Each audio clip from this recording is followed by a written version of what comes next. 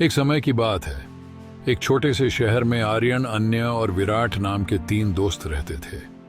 वे हमेशा नई और रोमांचक चीजें खोजने की इच्छा रखते थे। एक दिन खेलते खेलते वे अपने पड़ोस के एक पुराने और वीरान घर के पास पहुंच गए। वे उत्सुकता से घर के बगीचे की तरफ बढ़े और वहां की झाड़ियों के पीछे एक गुप्त द्वार खोजा।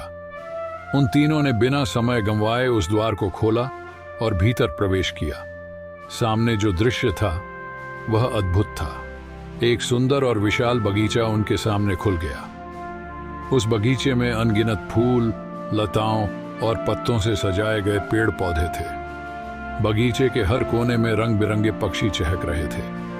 आर्यन ने उत्साह से कहा, दोस्तों, यह गुप्त बाग सोसाइटी है। हम तीनों इसके खोजकर्ता हैं। अन्या ने मुस्कुराते हुए कहा, यहाँ की हर चीज बहुत सुंदर और रहस्यमय है। हमें इस बगीचे के सभी रहस्यों को जानना चाहिए। विराट ने सहमति जताई और वे तीनों मिलकर बगीचे की खोज में जुट गए। चलते चलते वे एक पुराने फव्वारे के पास पहुंचे। फव्वारे के पास एक पत्थर पर कुछ खुदा हुआ था। आर्यन ने ध्यान से पढ़ा, जो भी इस फव्वारे का रहस्य खोजेगा उसे अपार सुख और समृद्धि की प्राप्ति होगी। यह सुनकर तीनों ने फव्वारे के पास और गहन खोज शुरू की। तभी उन्होंने देखा कि फव्वारे के पास एक छोटा सा दरवाजा था जिसे बेलों ने ढक रखा था। दरवाजा खोलने पर उन्हें एक सीढ़ी मिली जो नीचे की तरफ जा रही थी। तीनों ने हिम्मत जुटाई और सीढ़ी के नीचे उतर गए। नीचे एक अद्भुत दृश्य था।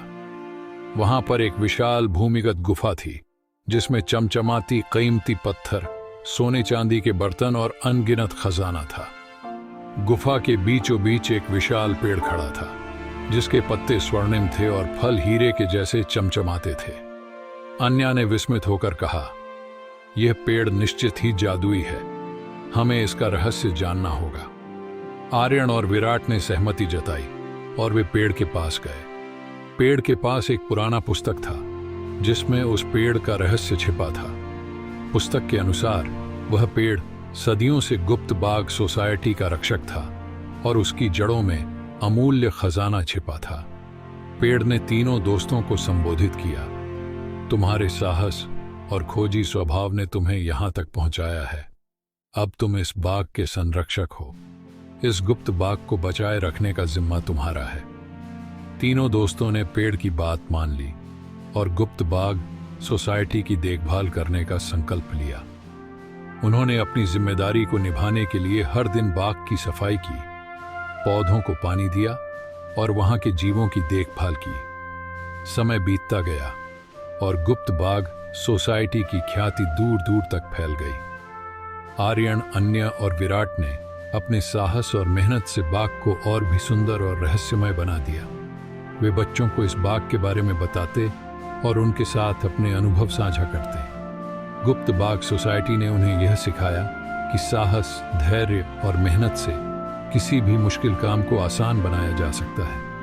उनकी कहानियों ने गांव के बच्चों के दिलों में भी रोमांच और खोज की भावना जगा दी। गुप्त बाग सोसाइटी हमेशा के लिए उन 3 दोस्तों की यादों में बसी रही और वह बाग हमेशा के लिए सुंदरता और रहस्यमयता का प्रतीक बना रहा। अंत।